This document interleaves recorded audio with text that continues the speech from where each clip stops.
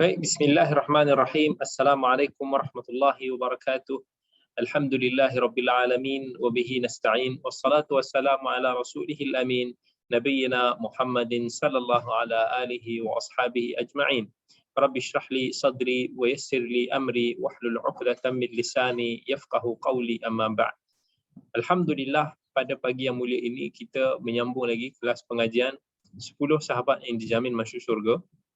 Dan hari ini kita sudah sampai kepada hadis sahabat yang ke-8.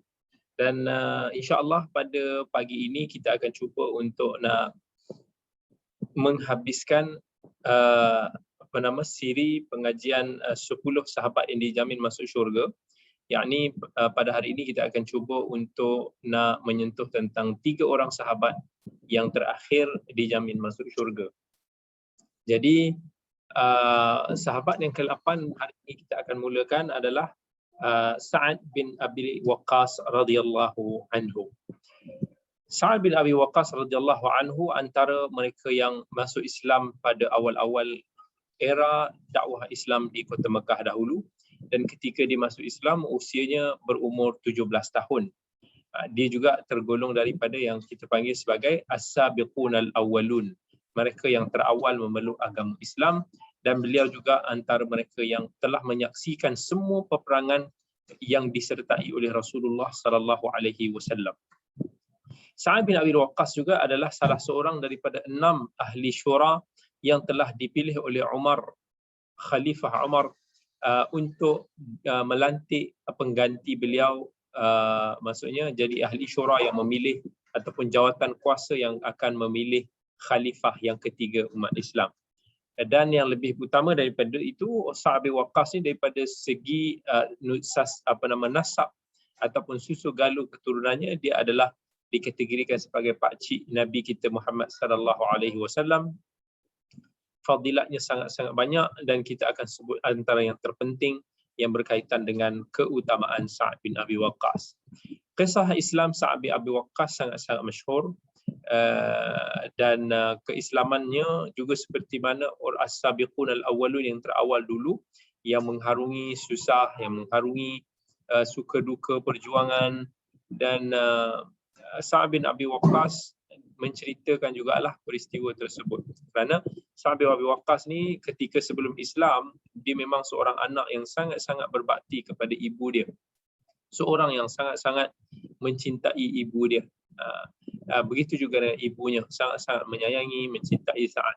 Dan bila mana Sa'ad bin Abi Waqqas memeluk agama Islam dan ibu dia mengetahui tentang perkara tersebut, ibunya berasa sungguh-sungguh kecewa, sungguh-sungguh marah.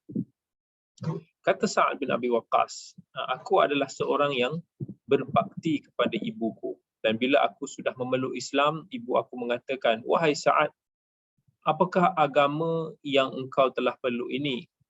Dan tinggalkan agama baru engkau ni, ataupun aku tidak akan makan, aku tidak akan mau minum sampai aku mati. Maksudnya ibu dia macam ugut Sa'ad untuk tinggalkan agama, kalau tak ibu dia akan boykot daripada makan dan minum. Sampai ibu Sa'ad ni dia nak kata, kalau aku mati, orang-orang akan panggil engkau adalah pembunuh kepada ibumu sendiri. Sa'ad bin Abi Waqqas dia berkata dengan nada yang lembut, la taf'ali ya janganlah ibu berbuat sebegitu. Aku tidak mungkin akan meninggalkan agama aku ataupun menggantikan agama aku ini dengan sesuatu apa pun.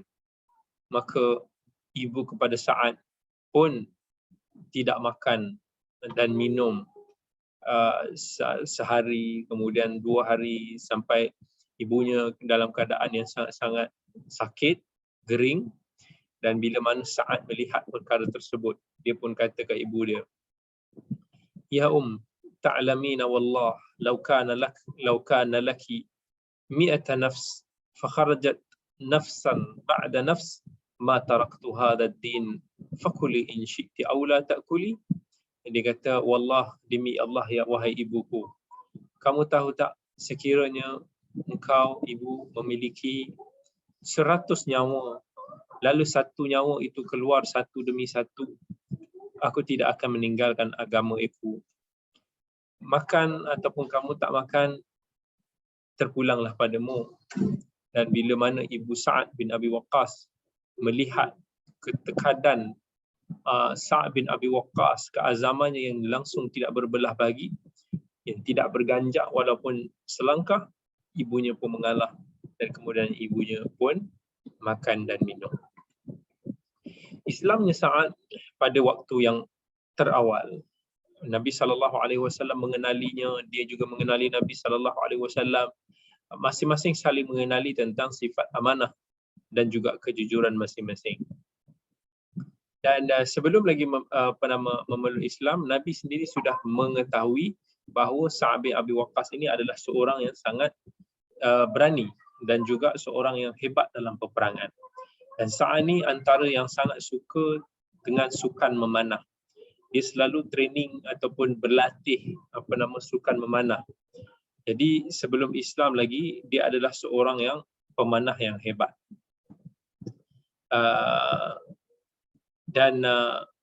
Sa'ad bin Abi Waqqas, dia memeluk Islam pada minggu yang terawal lah, antara yang terawal sekali memeluk Islam. Nabi SAW mendoakan Sa'ad bin Abi Waqqas supaya Allah mengurniakan dia panahan yang tepat. Baik. Kemudian kalau kita ingat tentang kisah tadi kita sebut tentang kisah ibu dia. Ini saya lupa nak sebutkan tadi. Bila Sa'ad bin Abi Waqqas sedihlah melihat ibu dia dalam keadaan yang tak nak makan, tak nak minum sampai dah lemah, dan Sa'ad bin Waqqas pun bertegas, dia kata aku tak akan tinggalkan agama walaupun ibu memiliki 100 nyawa. Dan Allah Azza wa Jalla turunkan satu ayat yang berkaitan dengan Sa'ad bin Abi Waqqas dalam surah Luqman. A'udzubillahi minasyaitonir rajim. Wa in jahadaka 'ala an tusyrika bi ma laysa laka bihi 'ilm fala tuti'huma wa sahibhuma fid dunya ma'rufa. Allah kata, kalaulah ibumu ataupun ayahmu memaksamu untuk menyekutukan Allah dengan sesuatu apa yang kau tidak mengetahuinya, maka janganlah kamu mentaati mereka. Namun demikian, teruslah bersahabat, berdamping dengan mereka di dunia dengan sebaik-baiknya. Okay, kita kembali semula kepada part Sa'ad bin Abi Waqqas memanah ni. Dulu ketika mana orang-orang Islam solat secara sembunyi-sembunyi dekat Mekah, dan orang musyrikin bila terlihat ni dia akan cuba untuk nak menyerang orang Islam. Dan satu hari itu Sa'ad bin Abi Waqqas dia mempertahankan orang Islam yang sedang solat, dan dia panah orang yang datang mengacau sampai berlumuran darah. Dan itulah antara darah yang pertama mengalir di dalam Islam. Sa'ad bin Abi Waqqas bersama dengan Rasulullah ketika mana Bani Hashim diboikot selama 3 tahun. Sampaikan Sa'ad bin Abi Waqqas makan daun-daun kering, sehinggalah akhirnya Allah mengizinkan kepada umat Islam untuk berhijrah fi sabilillah ke bumi Madinah. Pada permulaan adik dia Umair bin Abi Waqqas bersama-sama dengan Sa'ad bin Abi Waqqas berhijrah ke Madinah. Dan Sa'ad membawa pedang dia, membawa anak panah dia, dan ketika itu Sa'ad sudah kira kata lama lah, sudah 20 tahun lebih lah memeluk Islam. Umur dia. Dan Umar masa tu dia masih lagi kecil, dia adik kepada Sa'ad bin Abi Waqqas. Masa tu usianya dalam sekitar 13 ataupun 14 tahun. Dan ketika Rasulullah melihat Umair, adik kepada Sa'ad, yang masih lagi agak muda, mencuba untuk nak menyertai peperangan, Rasulullah pun macam tak bagilah anak-anak kecil ni untuk menyertai peperangan. Dan Rasulullah melihat Umair, tapi ketika itu Umair cuba nak menyuruh supaya dia tidak ditolak oleh Rasulullah. Tapi Nabi melihatnya dan Nabi SAW tak bagi dah dia masuk. Dan Umair masa tu menangis sampailah Rasulullah SAW sedih dan Rasulullah bawa dia untuk menyertai bersama pasukan Badar. Dia berdamping bersama dengan abangnya Sa'ad berperang fi sabilillah. Dan adik dia Umair merupakan salah seorang yang terkorban ketika peperangan Badar. Dia merupakan jenazah ataupun syuhada yang paling muda usianya. Walaupun umat Islam ketika itu gembira dengan kemenangan tersebut, tetapi Sa'ad juga menangis kerana pemergian adiknya yang dikasihi. Kemudian Sa'ad menyertai peperangan demi peperangan. Pada peperangan Uhud, dia antara yang pasukan pemanah lah, yang memanah orang-orang musyrikin. Dan Sa'ad dia menggunakan anak panahnya betul-betul untuk nak menolak ataupun membuatkan tentera musyrikin kembali ke belakang. Masa tu dia pun dah tinggal berseorangan sampai bila Nabi kata, wahai Sa'ad, panah. Sa'ad pun kata, macam mana aku nak panah seorang-seorang? Dia tak cukup orang, tak menang tangan. Dan Sa'ad berterusan untuk nak dia terus memanah sampai kan Nabi kata, hadza sahmun mubarak.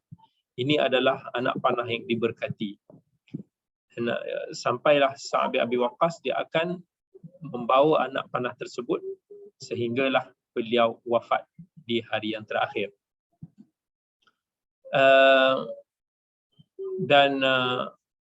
Rasulullah sallallahu alaihi wasallam mendoakan supaya Sa'ad dikurniakan panahan yang tepat. Nabi doa, Allahumma saddid ramyatahu wa ajib da'watahu. Ya Allah, engkau tepatkanlah panahannya dan engkau makbulkanlah doanya. Dan sejak itu Sa'ad bin Abi Waqqas tidak pernah miss dia punya panahan dan dia juga mendapat doa yang makbul. Antara kisah peperangan Sa'ad yang hebat diceritakan adalah ketika peperangan Qadisiyah. Peperangan Qadisiyah ni pada zaman Khalifah Umar. Masa itu Sa'ad memang antara jago. Masa tu melawan tentera Parsi. Dia jelaslah masa tu dia punya anak panahan tu memainkan peranan yang sangat besar. Sampai pada peperangan Qadisiyah ni, Umar bin Khattab sendiri cuba untuk nak keluar pergi ke medan peperangan. Tetapi Ali bin Abi Talib menegah Umar daripada menyertai peperangan tersebut.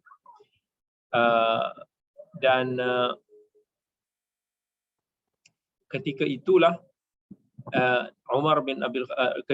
Abdurrahman bin Auf dia kata dekat Umar, jangan kamu khawatir, kita sudah ada Sa'ad bin Abi Waqqas daripada kalangan tentera Islam. Dan masa tu Umar melihat ke arah Sa'ad yang umpama singa yang membawa misi ataupun tugasan yang besar ini. Dan kata Umar kepada Sa'ad, ya Sa'ad, la yaghurrannaka minallahi an qila khali Rasulillah sallallahu alaihi wasallam wa sahib Rasulillah. Wahai Sa'ad, janganlah engkau termakan dengan kata-kata yang orang nak kata engkau adalah pakcik Rasulullah, engkau adalah sahabat Rasulullah. Fa innallaha la yamhus sayyi'a bis-sayyi. Allah tidak memadam kejahatan dengan kejahatan. Walakinnahu yamhus sayyi'ata bil hasan. Tetapi Allah memadam keburukan itu dengan kebaikan. Wahai Sa'ad, innallah laisa bainahu wa baina ahad nusiba ila ta'ah. Dan dia pun terus berterusan untuk mendoakan Sa'ad bin Abi Waqqas, dan Sa'ad ketika itu keluar sebagai singa Allah dan Rasulnya membawa tentera-tentera Islam untuk menghapuskan tentera Parsi di dalam peperangan Al-Qadisiyah. Dan dalam peperangan tersebutlah Sa'ad memainkan peranan yang besar untuk memadamkan api Majusi, membersihkan bumi Parsi daripada najis syirik. Umat Islam ketika itu menang dengan izin Allah Azza wa Jalla. Walaupun ketika itu Sa'ad menderita sakit, tetapi Sa'ad pun masa itu dia tetap menguatkan dirinya untuk membawa tentera Islam sambil mengatakan, hasbunallah wa ni'mal wakil. Cukuplah Allah sebagai sebaik-baik pelindung. Sa'ad membawa tentera umat Islam mengharungi sungai Dijlah sampai menyeberangi sungai tersebut bertemu dengan orang musyrikin. Dan Sa'ad memimpin umat Islam untuk mengalahkan tentera Parsi. Masa tu dia berdoa dan dia berterusan memanah tentera musyrikin, dan setiap daripada panahan dia mengena tentera Parsi. Dan Allah memakbulkan doa Sa'ad sebagaimana yang didoakan oleh Rasulullah sallallahu alaihi wasallam. Dan Sa'ad bin Abi Waqqas ni walaupun usia dia ketika itu sudah tua, tetapi dia memiliki anak yang kecil. Dia sebab masa tu dia dapat anak lewat lah. Dan masa tu Sa'ad bin Abi Waqqas sakit. And sampai dia merasakan bahawa mungkin ajal dia sudah tidak lama. Tapi dia berdoa kepada Allah. And dia mengatakan, Ya Rabb, inna li banina sigharan. Aku memiliki anak yang masih kecil lagi. Lewatkanlah sedikit kematianku sehinggalah mereka balik. Maka Allah Subhanahu Wa Taala makbulkan doa Sa'ad. Dan Sa'ad berterusan hidup selama 20 tahun selepas itu, sehinggalah anaknya yang kecil itu sudah semakin besar dan sudah matang. Satu hari ketika mana Sa'ad bin Abi Waqqas, masa tu dia pernah lupa, masa dia dekat akhir-akhir hidup dia, Sa'ad bin Abi Waqqas dia sempat hidup pada zaman Abu Bakar, zaman Umar, zaman Uthman dan zaman Ali. Tetapi dia tidak menyertai di dalam krisis yang berlaku di antara tentera Ali, tentera Aisyah. Sa'ad menjauhi fitnah yang terjadi. Dia tidak bersama Muawiyah, tidak bersama Ali. Dia stay di Madinah jauh daripada fitnah-fitnah ini. Pada hari yang mana Sa'ad bin Abi Waqqas wafat, dia kata kepada anak-anak dia, Inna li jubbata min suf. Aku memiliki satu pakaian daripada sejenis kain yang mana aku memakainya ketika mana peperangan Badar. Aku meminta kepadamu anak-anak supaya kebumikan aku dengan pakaian ini kerana aku ingin bertemu dengan Allah dengan pakaian tersebut. Lalu anak-anaknya pun mengkafankan Sa'ad bin Abi Waqqas dengan pakaian yang dipakainya ketika peperangan Badar. Pada tahun 52 Hijrah, orang Islam ketika itu menangisi pemergian Sa'ad dan jenazahnya dikuburkan di perkuburan Baqi'. Disalatkan oleh Ummahatul Mukminin. Ramai orang yang menangis. Seorang yang dimakbulkan doanya, seorang yang tepat panahannya, akhirnya pergi meninggalkan umat Islam ketika itu. Dan hadis Nabi SAW yang mendoakan Sa'ad, irmi Sa'ad fidaka abi wa ummi. Panahlah wahai Sa'ad, aku menebusmu dengan ibu dan ayahku. Doa tersebut kekal bersama dengan Sa'ad bin Abi Waqqas. Sa'ad bin Abi Waqqas terkenal dengan doa tersebut daripada Nabi SAW. Jadi walaupun kisah Sa'ad bin Abi Waqqas ini tidak panjang, tetapi ada rumusan-rumusan yang kita boleh dapat daripada kisah Sa'ad bin Abi Waqqas. Yang pertama, beliau adalah orang yang pertama memanah di dalam orang Islam. Dan Sa'ad bin Abi Waqqas dikatakan antara yang top 5 juga memeluk Islam. Sa'ad bin Abi Waqqas adalah pakcik Nabi SAW. Sa'ad bin Abi Waqqas adalah seorang yang mustajab doanya. Sa'ad bin Abi Waqqas adalah seorang yang zuhud di dunia. Dan dia juga tergolong daripada mereka yang dijamin masuk syurga, seorang yang sangat berani, seorang yang kuat keimanannya dan sanggup mengorbankan apa sahaja demi agamanya. Dan Sa'ad bin Abi Waqqas dikenali sebagai seorang yang sangat menjaga sumber pemakanannya. Seorang yang jauh daripada makanan ataupun sumber-sumber pendapatan yang syubhah, apatah lagi perkara yang haram. Justru dia mendapat doa yang makbul. Baik. Kemudian kita pergi kepada seorang lagi sahabat Nabi SAW yang ke-9 yang dijamin masuk syurga. Sahabat ini tidak begitu terkenal, jarang kita mendengar tentang namanya, dan kisahnya juga tidak begitu banyak untuk diceritakan. Yakni dia adalah Sa'id bin Zaid. Sa'id bin Zaid bin Amru bin Nufail bin Abdul Uzza yang bertemu nasabnya dengan Nabi SAW pada Ka'ab bin Lu'ay, dan juga dia bertemu juga keturunannya dengan Umar bin Al-Khattab. Umar bin Al-Khattab ni adalah, kita kata, sepupu kepada pakcik ayah dia, kerabat dia lah. Sa'id bin Zaid juga antara mereka yang terawal memeluk agama Islam.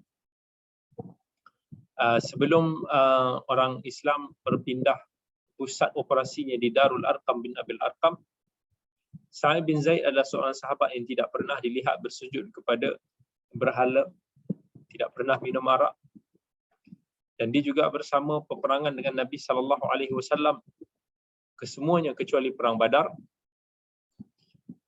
Dan Sa'id bin Zaid, nanti sebelum itu, ayahnya Zaid bin Amr bin Nufail adalah sepupu kepada Umar bin Al-Khattab. Dia hidup sebelum daripada Islam, dan sebelum kerasulan Nabi SAW,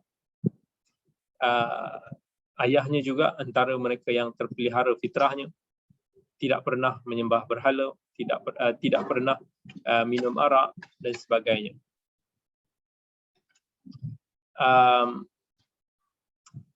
Satu hari ayah dia pernah cakap kepada orang Mekah, wahai orang Quraisy, didakwahlah kepada orang Quraisy, dia kata, Allah telah menurunkan hujan kepadamu, telah menumbuhkan tumbuh-tumbuhan, tanam-tanaman, Allah telah memberikan kepada kamu makanan, memberikan kepada kamu binatang-binatang, haiwan ternakan, namun kamu menyembelih mereka selain daripada Allah, maka dia kemudiannya telah dipukul dan dia telah diazab. Dan akhirnya ayah kepada Sa'id, iaitu Zaid ini, ketika dia diseksa, dia pun keluar daripada Mekah, dan di masa itu dia sangat takutlah kepada pakcik dia ataupun ayah kepada Umar, iaitu Al-Khattab. Dan di Makkah, Zaid dia ada bertemu dengan Waraqah bin Naufal.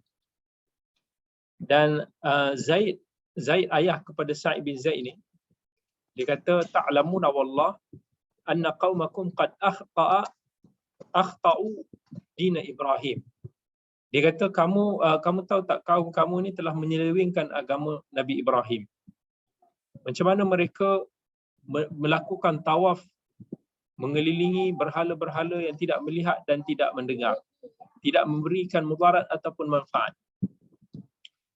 Dan dia kata, aku berlepas diri daripada agama tersebut, kamu carilah agama kamu. Dan ketika itu Zaid pun bertebaran mencuba untuk nak mencari agama, dan masa itu dia bertemu dengan Waraqah bin Naufal. Waraqah bin Naufal, of course, dia dalam agama Kristian, dan Zaid masa itu pun memeluk agama Kristian. Ini sebelum Islam lah. Abdullah bin Jahash dan Uthman bin Huwairith masa itu sahabat yang bersama dengan Zaid. Dia pun cuba untuk nak mencari agama mereka, sehinggalah datangnya Islam. Maka Abdullah bin Jahash memeluk Islam, sehinggalah dia telah terbunuh pada peperangan Uhud. Dan Zaid kemudian pergi ke Syam, cuba untuk nak mengkaji agama Nabi Ibrahim. Di sana dia bertemu dengan seorang dengan seorang pendeta. Kemudian pendeta itu menasihatkan, dia kata, kamu tengah mencari satu agama yang dah tak ada dah. Agama Nabi Ibrahim sudah tak ada. Tapi kamu pulanglah semula ke Mekah, kerana Allah akan mengutus kepada kamu seorang yang akan memperbarui syariat Nabi Ibrahim. Lalu dia pun pulang dan beriman dengan Nabi SAW selepas daripada kerasulan. Dan ketika dalam perjalanan ke Mekah, Rasulullah SAW ketika itu telah diutuskan menjadi seorang rasul. Ketika itu Zaid tak tahu lagi Nabi telah diutuskan menjadi rasul. Dia nak pergi dalam keadaan beriman, tetapi dia telah terbunuh ataupun mati di dalam peperangan. Dan ketika kisah Zaid ini disampaikan kepada Rasulullah SAW, Rasulullah membagi tahu dia akan dibangkitkan bersendirian pada hari kiamat.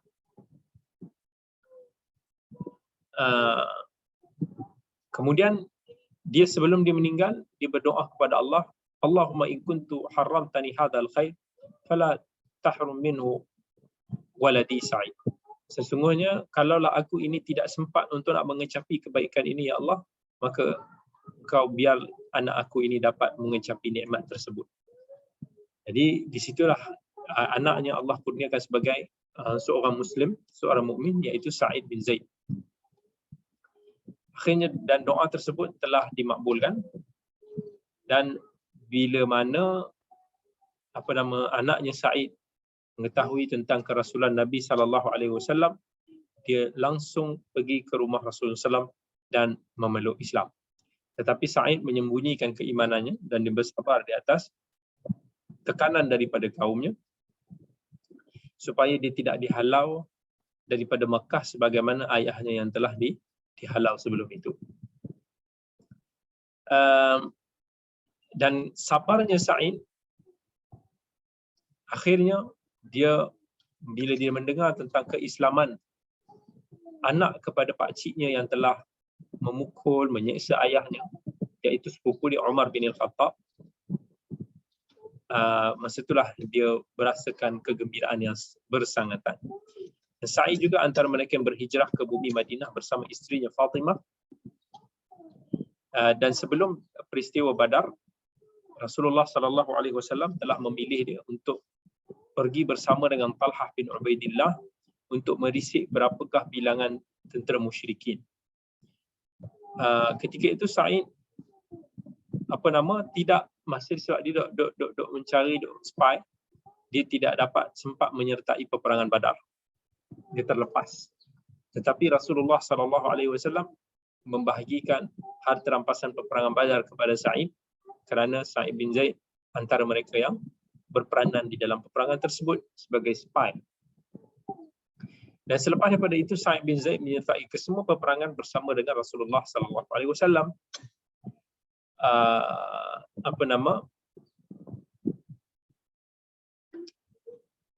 Dan Sa'id bin Zaid merupakan salah seorang yang dijamin masuk syurga, khususnya kerana peperangan Uhud yang beliau antara mereka yang sangat-sangat mempertahankan Nabi SAW. Sampailah akhirnya Allah panjangkan usianya, dia berterusan ke zaman Khalifah Umar untuk memerangi tentera Parsi di sana. Dan bila mana pembukaan kota Islam merentasi daripada bumi Parsi, Sa'id bin Zaid berterusan untuk meneruskan pembukaan kota-kota Islam yang lain. Dia pergi ke Syam untuk berperang dengan tentera Rom. Masa itu dia berlawan dalam peperangan Yarmouk. Masa ni peperangan Yarmouk ni tentera Rom sangat-sangat banyaklah. Hampir-hampir sahaja tentera Rom memenangi peperangan tersebut.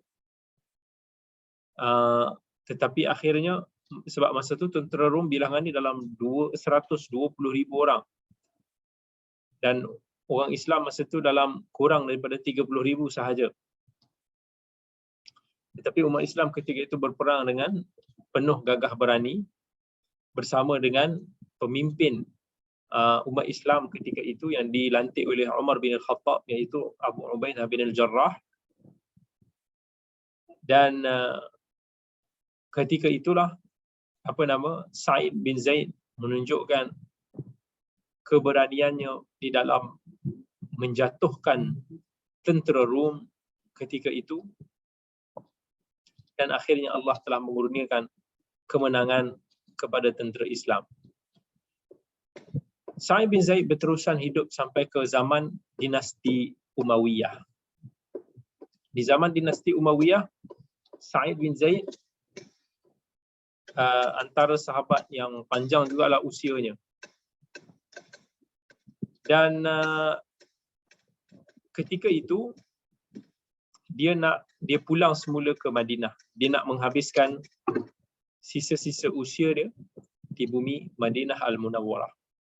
Masa itu sudah zaman pemerintahan Marwan bin Al-Hakam daripada dinasti Bani Umayyah. Selepas daripada Muawiyah bin Abi Sufyan, Yazid bin Muawiyah, sampai ke zaman Marwan bin Al-Hakam.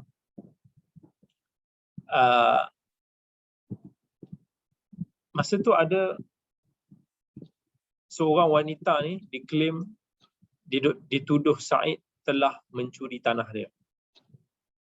Dan masa itu, of course lah, Sa'id bin Zaid sedih lah.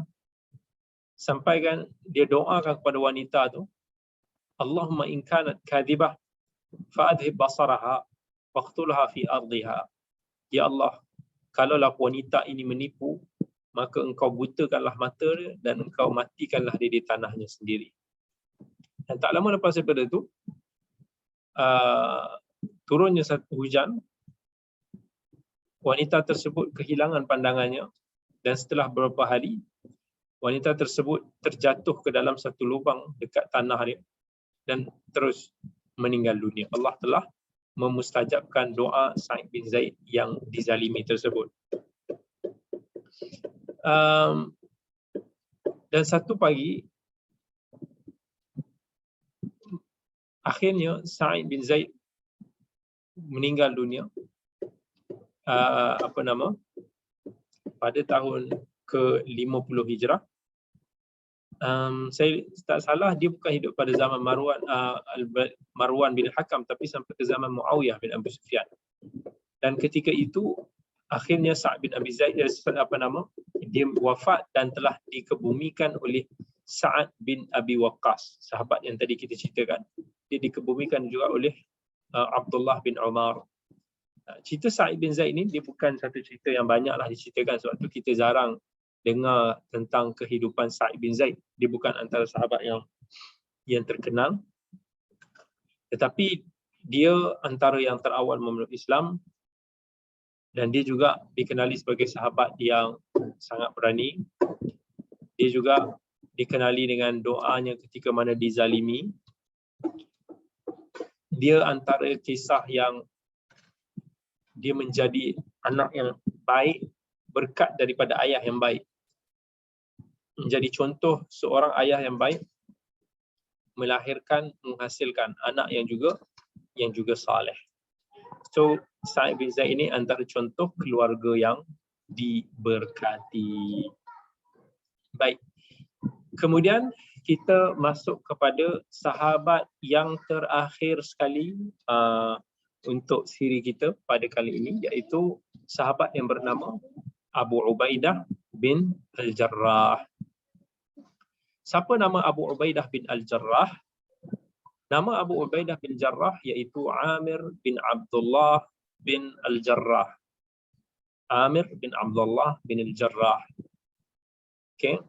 Dan dia juga merupakan seorang kabilah Quraisy yang bertemu dengan Nabi SAW agak jauh pada nasab Fihr bin Malik, iaitu Quraisy itu sendiri.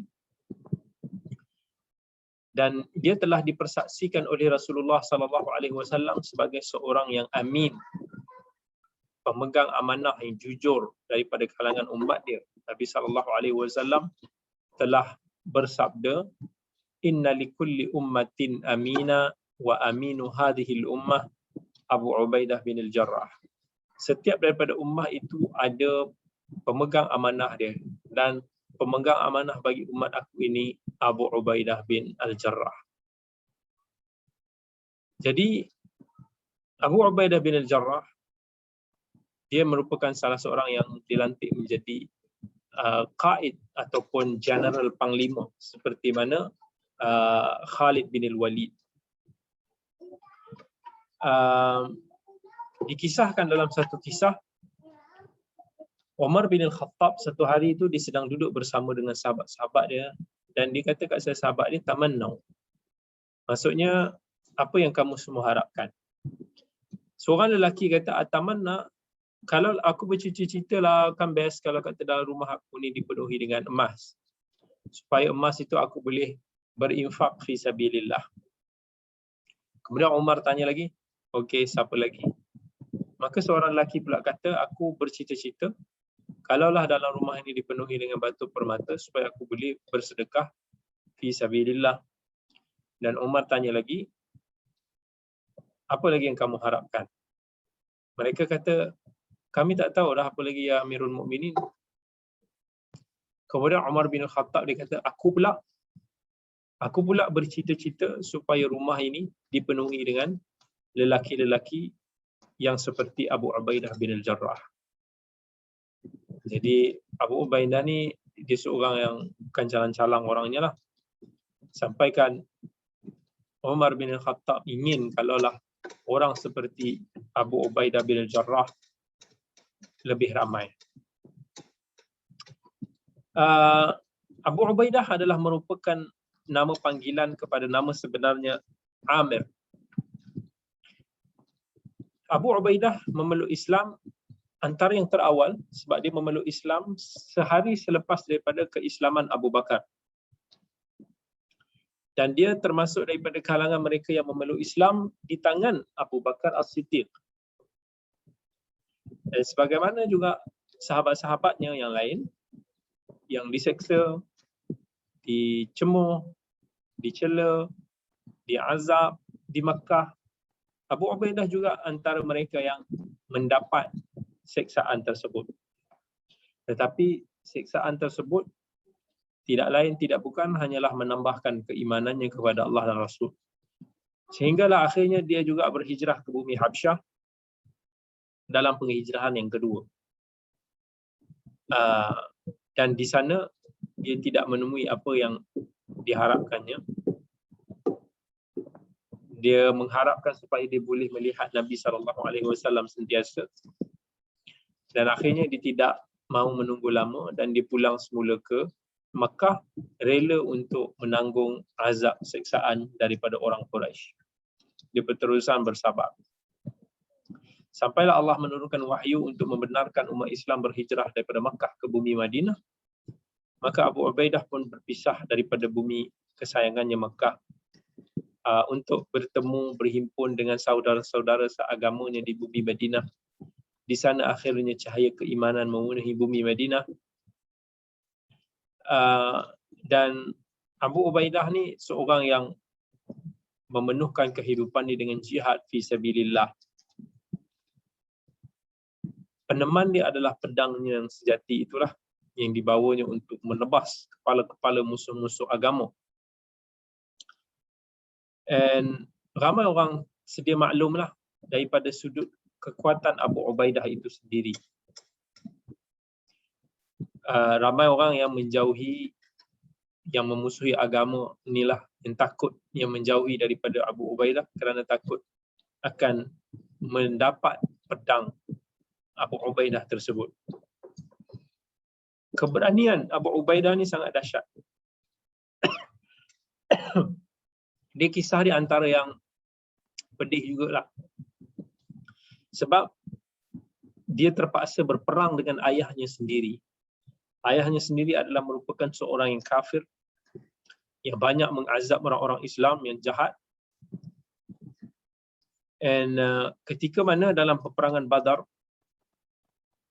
Abu Ubaidah berdiri bersama dengan pasukan La ilaha illallah. Tetapi ayahnya Abdullah bersama dengan tentera musyrik di bawah panji-panji berhala. Dan ketika peperangan meletus, Abu Ubaidah melihat ayahnya. Tapi dia cuba untuk nak menyorok daripada ayahnya sebab dia tak maulah kalau boleh untuk nak menyerang ayah dia. Tetapi ayahnya berterusan menyerang dan menyerang.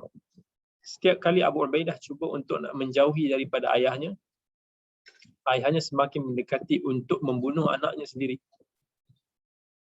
Maka kat sinilah Abu Ubaidah terfikir, aku ini nak tolong siapa sebenarnya? Aku nak bantu ayah aku ke? Aku nak bantu agamaku? Dan dia terus menjawab Allah. Jadi dia pun akhirnya berperang bersama dengan ayahnya. Dan ayahnya telah terbunuh di tangannya. Abu Ubaidah of course sedih.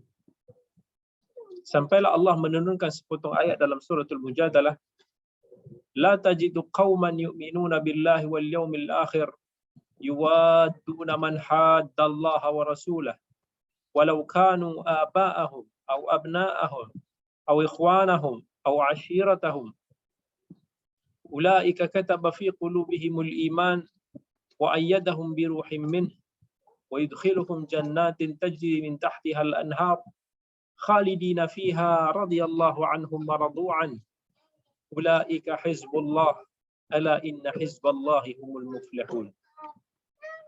Allah kata, kamu tidak akan mendapati orang yang beriman kepada Allah dan hari akhirat hati mereka ini cenderung ke arah mereka yang memusuhi Allah dan Rasul, walaupun mereka itu adalah ayah-ayah mereka, anak-anak mereka, saudara-saudara mereka, kaum kerabat mereka. Kerana Allah telah menulis di dalam hati mereka dengan keimanan, Allah telah membantu mereka dan memasukkan mereka di dalam syurga yang mengalir di bawahnya sungai-sungai, dan mereka kekal di dalamnya. Allah redha kepada mereka dan mereka redha juga kepada Allah. Mereka itu adalah kelompok Allah. Bukankah kelompok Allah ini adalah golongan yang menang? Itu Abu Ubaidah bin Jarrah. Ketika peperangan Uhud, orang musyrikin mengepung Rasulullah sallallahu alaihi wasallam sampai Rasulullah pun mendapat serangan yang teruk. Anak panah tu pun menembusi pipi Rasulullah, dan Abu Bakar, Abu Ubaidah cuba untuk nak melindungi Nabi sallallahu alaihi wasallam. Dan ketika itulah Abu Ubaidah dia gigit, masa tu anak panah yang tercocok kat Nabi SAW tu dikeluarkan dengan geraham dia sampai ke patah gigi dia. Dan Nabi SAW sangat-sangat menyayangi, mencintai Abu Ubaidah. Satu ketika datang rombongan daripada Yaman. Mereka bertanya tentang Rasulullah SAW, minta kepada Nabi untuk mengutuskan kepada mereka seorang lelaki yang boleh mengajarkan kepada mereka Al-Quran dan As-Sunnah. Nabi mengutuskan kepada mereka Abu Ubaidah. Nabi pun pegang tangan Abu Ubaidah. Nabi kata, "Hadza aminu hadhil ummah." Ini adalah pemegang amanah kepada umat ini. Dikisahkan juga Rasulullah mengutusnya sebelum peperangan sebelum perjanjian Hudaibiyah untuk menghalang satu kafilah Quraisy.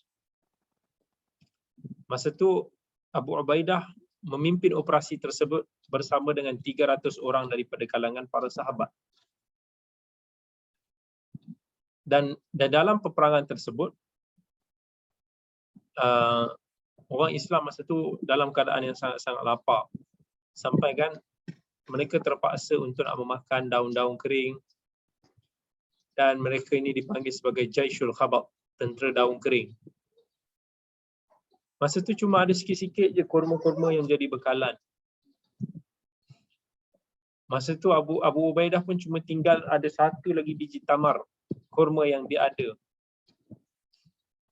Dan Abu Ubaidah bagi sikit-sikit setiap orang ni untuk nak isap kurma tersebut, supaya boleh dapat sikit zat, kemudian diminum. Masa tu sangat-sangat lapar. Dan itulah satu kisah yang mana kemudian Allah bantu tentera Islam tersebut. Ketika mereka sedang berjalan di tepi pantai, Allah damparkan seekor ikan yang besar, yang akhirnya orang Islam boleh memakan ikan tersebut untuk menambah kekuatan diri. Dan ketika mereka pulang kepada Rasulullah menceritakan kisah tersebut, Nabi pun kata, huwa rizqun akhrajahullahu lakum. Ini adalah rezeki Allah berikan kepada kamu. Adakah kamu ada bawa balik sikit? Aku nak rasa. Dan Abu Ubaidah tu pun mengeluarkan sikit daging ikan yang dia bawa. Nabi pun makan bersama dengan sahabat-sahabatnya. Dan itulah detik mereka ni dikenali sebagai tentera Al-Khabaq, tentera daun kering.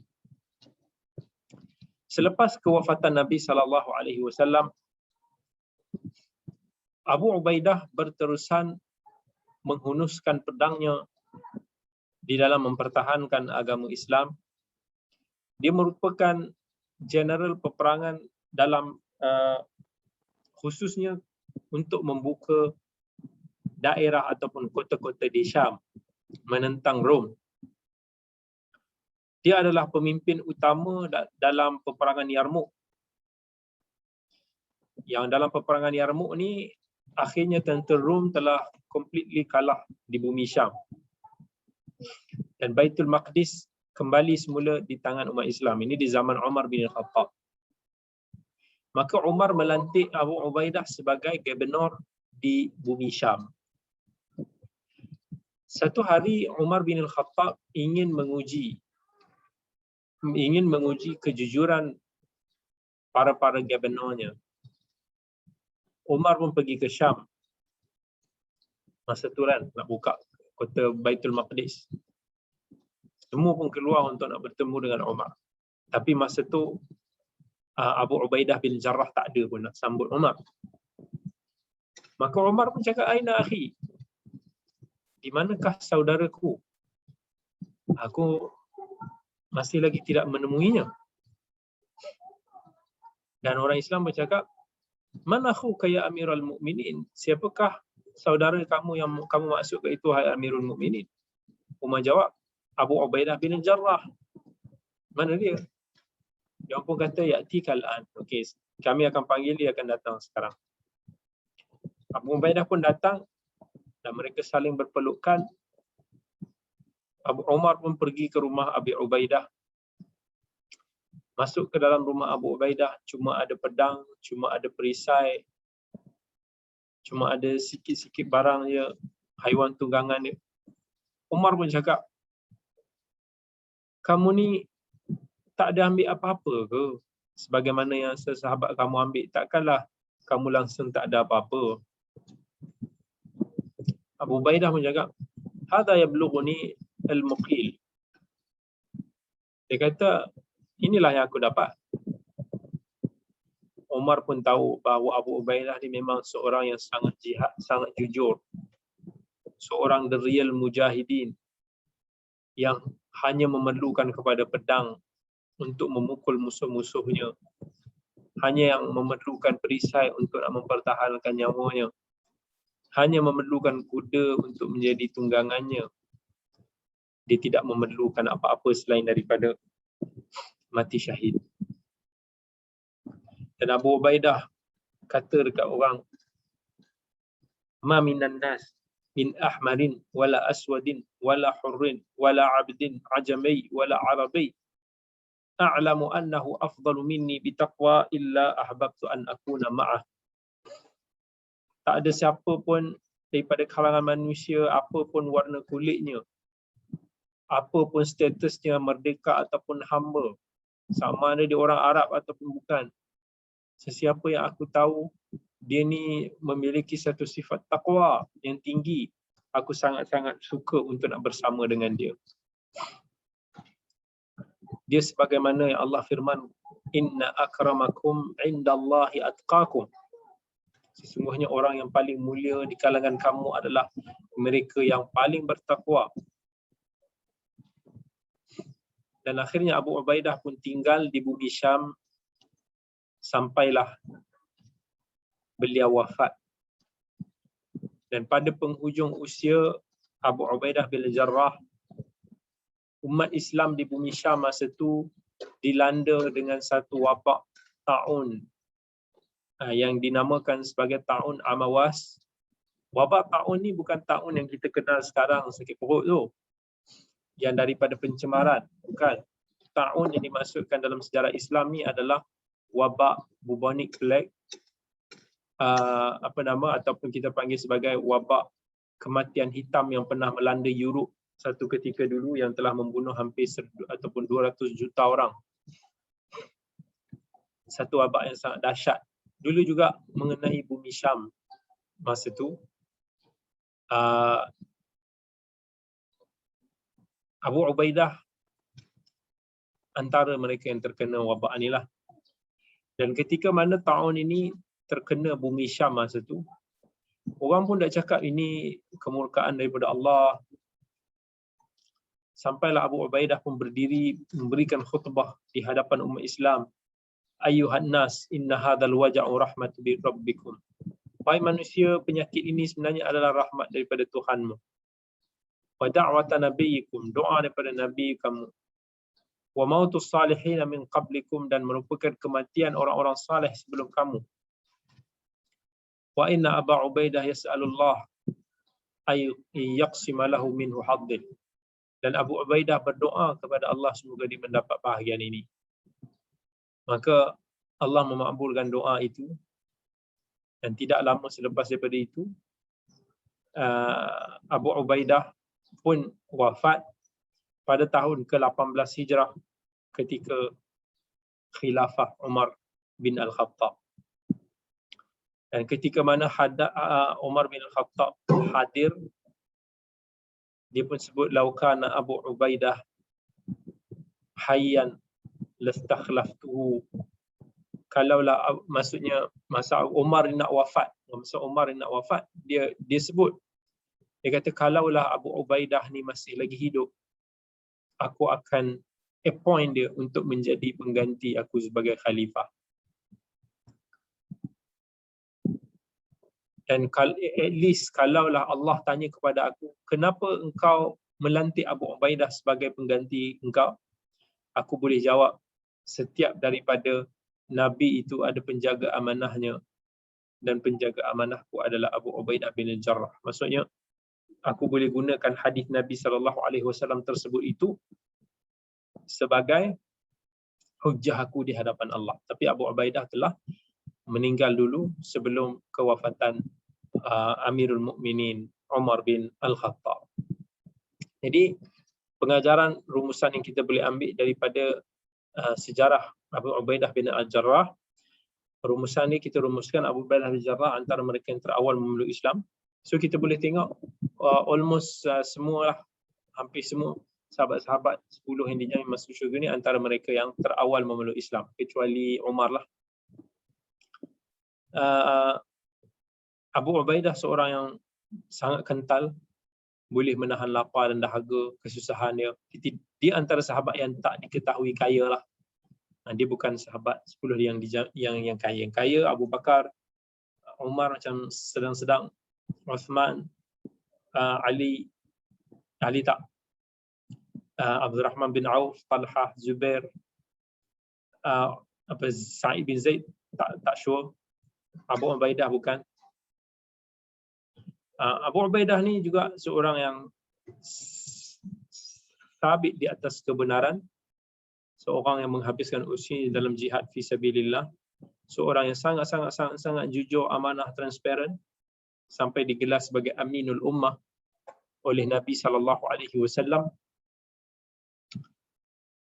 Dan demikianlah pengakhiran kepada sejarah 10 sahabat yang dijamin masuk syurga yang telah kita kongsikan bersama dalam siri kita ini.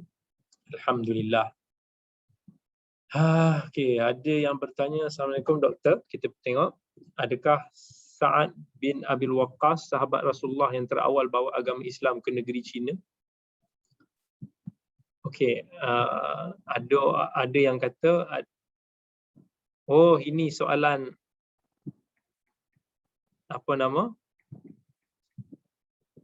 yang kata adakah Sa'ad Abi Waqqas dia masuk China ataupun dia berdakwah sampai masuk ke China, sampai dia memeluk Islam, dikebumikan di sana semua.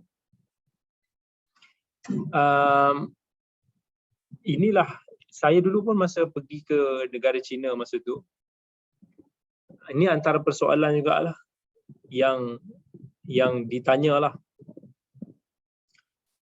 Dan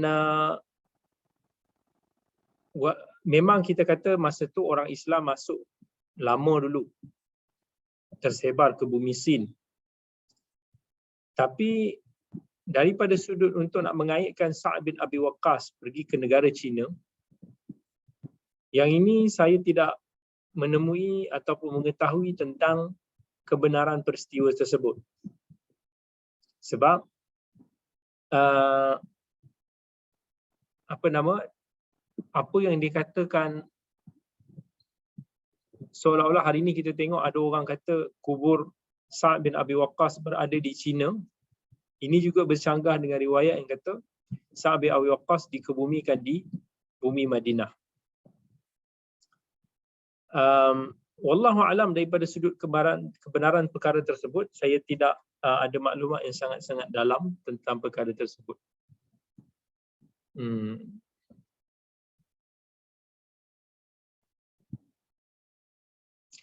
Ada yang kata isteri Sa'id adalah adik kepada Umar bin Khattab, Fatimah. Sa'id dimuliakan adakah sebab beliau ada bersama adik Umar di rumah ketika Umar datang memarahi adiknya dan terlibat secara tak langsung atas pengislaman? Tak, dia bukan dimuliakan dia sebabkan kisah tu. Even kisah tersebut pun ada kritikannya lah. So Sa'id dia antara yang already dimuliakan oleh Allah dengan fadilat dia yang tersendiri itu. Bukan hanya kerana satu kisah ketika dia bersama dengan Umar bin Al-Khattab.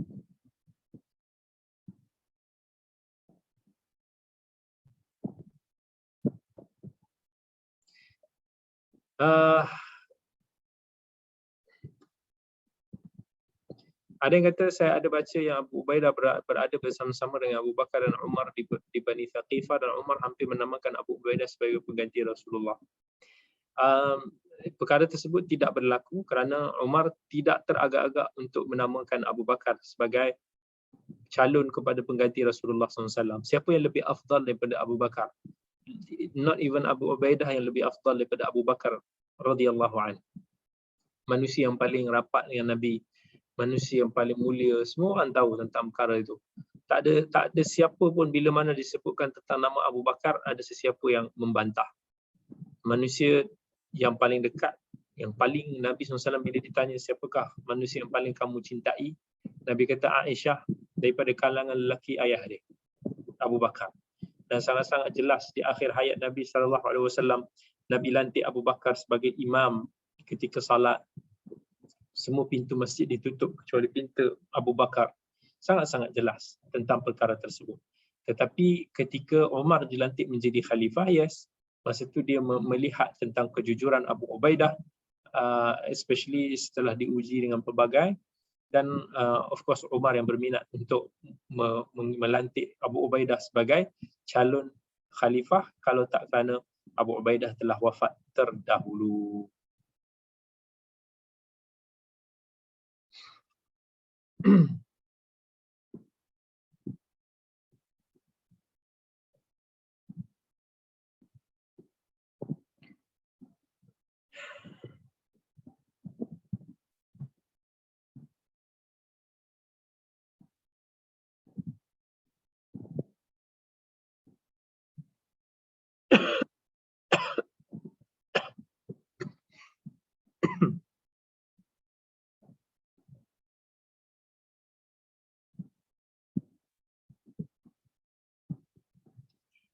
Assalamualaikum Ustaz. Surah Mujadilah, ayat apa maksudnya ni? Ayat mana?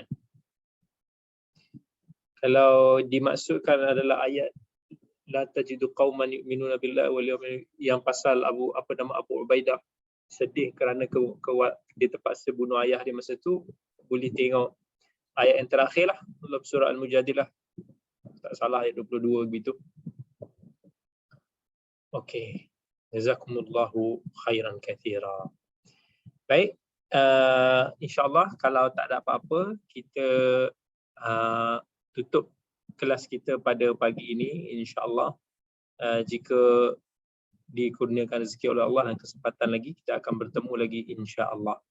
Jadi terima kasih banyak-banyak saya ucapkan kepada semua hadirin hadirat yang bersama dengan kita pada pagi ini. Aku qauli hadza. Assalamualaikum Ustaz. Ya, ada soalan? Boleh tak ada tanya soalan satu? Ya, Minta maaf.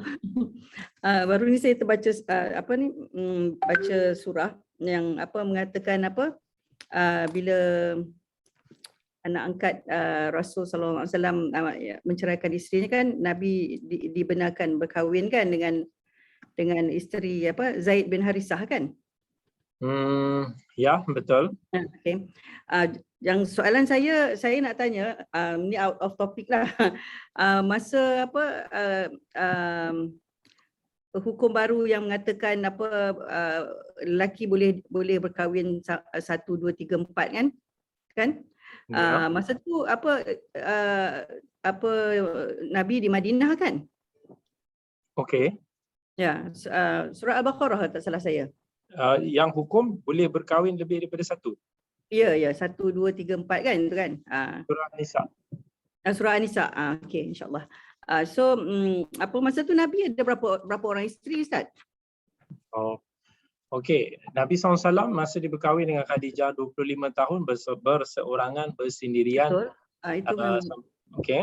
Sampailah Khadijah wafat pada tahun ke-10 Hijrah.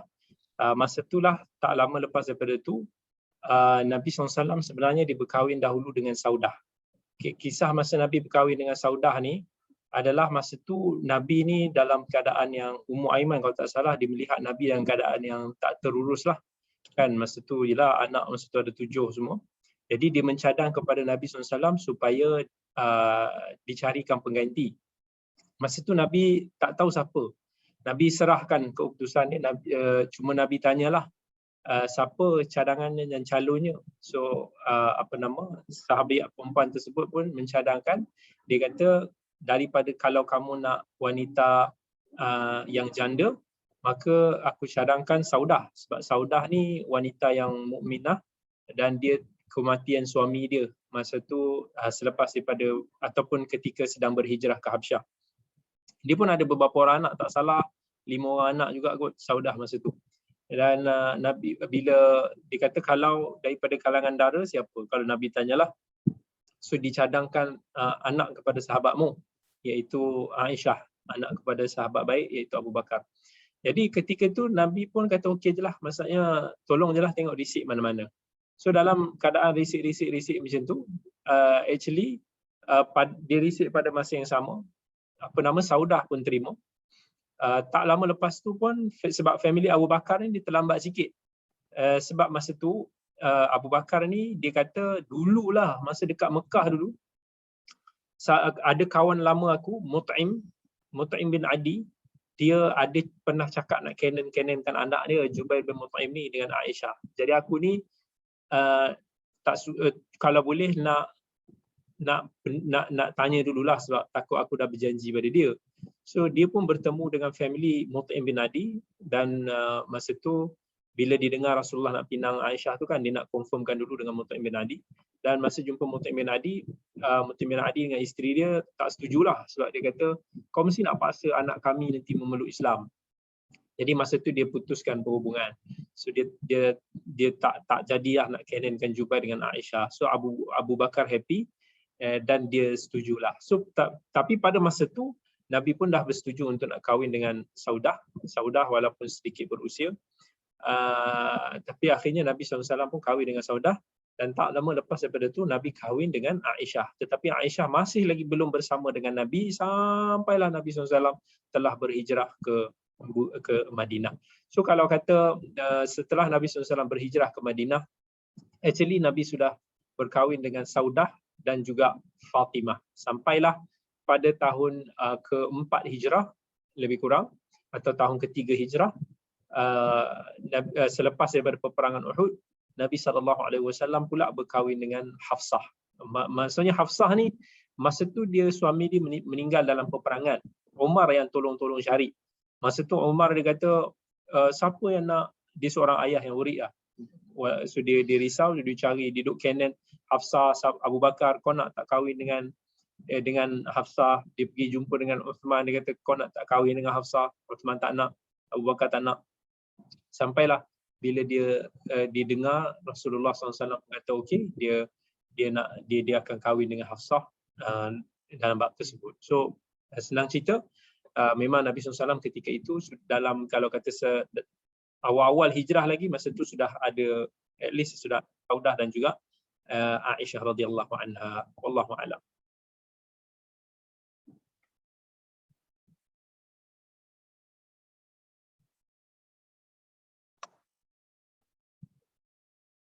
Okey.